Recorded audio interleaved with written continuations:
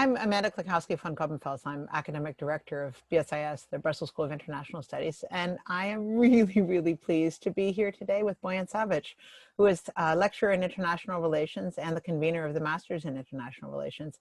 And more importantly for today, he's the author of Afghanistan Under Siege, the Afghan Body and the Postcolonial Border.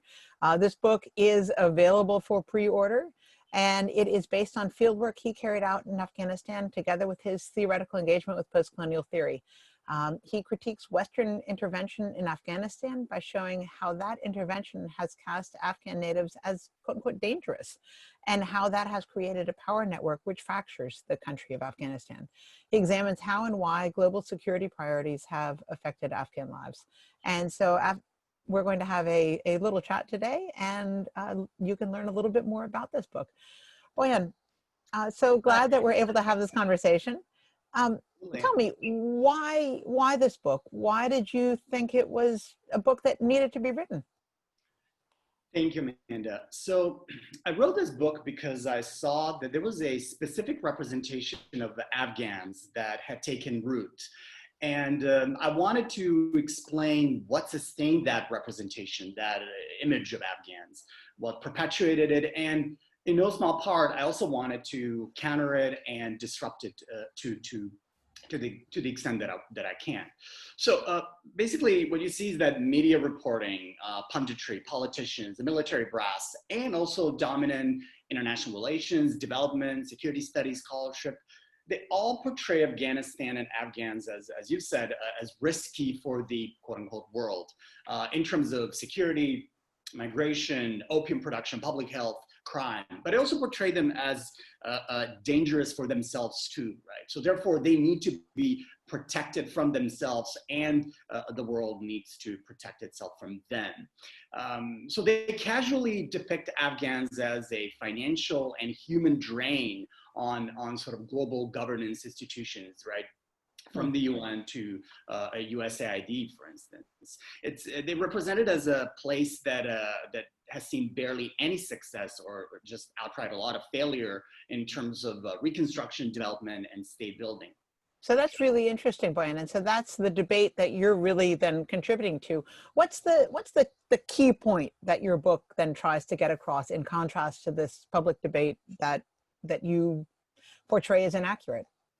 Right. I think the key point I'm trying to get across is that the Afghans are being monitored, surveilled, and contained and governed in the name of something that is actually very abstract and that we tend to call global stability. But once you unpack it, it actually, as I do in a couple of chapters, you actually see that there's no obvious meaning or even content to it.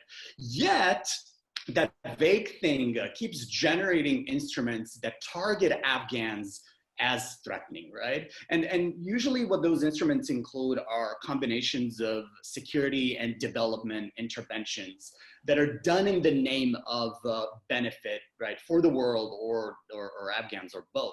But what they do is actually they betray a post-colonial logic of power to them, right? And the logic is that which sort of reproduces hierarchies in how humans are useful to the world, to peace, to global stability.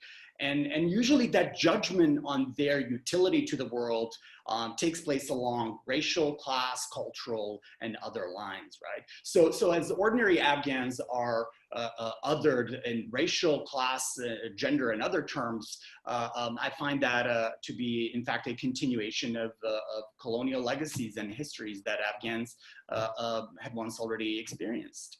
So what is strange about the way that security deals with, post-colonial security deals with Afghans is that it needs to racialize and socioeconomically classify them to even exist, to even make sense. Because without these particular Afghans, we don't need this language and all these institutions of global stability. And is that how your book is different from other books on Afghan reconstruction then? Yes, I think that the dominant scholarship on Afghanistan is sort of trapped in these failure success binaries, right? So and metrics and debates, right? So they mostly talk about, oh, you know, has reconstruction and development, in Afghanistan, have they been a failure or a bit of a success or just no success whatsoever? And I go beyond that. And what is interesting to me, that even though critical scholarship, right? So critical security studies, political geography, anthropology, post-colonial studies, they do study and sort of offer detailed insight into how Afghans are othered racially in terms of class and culture. But what they do, or what they don't do, they don't pay attention enough to this region of Afghanistan in the west of the country, the Herat province and the city of Herat, which is so important to Afghanistan historically, economically, in terms of geopolitics, culture. Yet most scholarship just doesn't talk about this part of Afghanistan at all. And I thought that was strange, because Herat keeps attracting a lot of still international attention in terms of stabilization measures, right? Security, development interventions. And it keeps being portrayed, when the world, say the media or scholarship, when they do talk about it, they keep portraying it as dangerous, right? And at the same time, more stable than the rest of the country. So what you see at work is a bunch of very contradictory representations, right? It doesn't really matter. If it matters, it's somehow both okay and not stable enough. And I thought that all needs to be unpacked. And critical scholarship does need to talk about more specific places in Afghanistan. It does need to disaggregate this place that dominant discourses sort of homogenize anyways. And we need to take a closer look at real people and their everyday lives in their everyday real circumstances. So you really do take a much more micro look at the situation than many other books. So it really does fill a gap. So I'm going to take you back up to the macro level again for another question, which is, so I mean, in recent years, troop numbers in Afghanistan by the U.S. and their NATO allies keep being reduced. The title of your book is Afghanistan Under Siege. Is Afghanistan still really under siege, or was this something that was more applicable, say, back in 2010, 2012, under the Obama administration military and reconstruction surge, or has that changed? That's an excellent question, right? So what I'm trying to say is that as long as Afghan life is undermined, minimized, displaced, or just outright decimated, as long as people are killed or contained to Afghanistan and not allowed to move freely within and outside the country, as long as that keeps taking place, Afghanistan will be under siege, right? And so you can pull out troops, you can reduce development funding, foreign aid to Afghanistan, but Afghanistan remains governed or co-governed by anything and anyone from United States Agency for International Development to the IMF and NATO. And you know, if you are and when you are in Afghanistan, this sort of dream of more mobility, of traveling outside the country, experiencing everyday life as you see it across the border, even in Iran, that dream is sort of implicated into and entangled with desperation and hope, right? And for as long as that remains the case, for as long as the parameters of how to contain and control Afghanistan are in place, yes, I think the country will be under siege, and I don't think that'll be changing anytime soon. What my concern is that critical scholarship will sort of observe this pulling out of troops and money out of Afghanistan and will say, oh, okay, so that does look fairly stable and contained. Let's move on, right? And I don't think that is the place of critical academia, that we need to push it. I was going to say, from a human security perspective, then it's very much still under siege.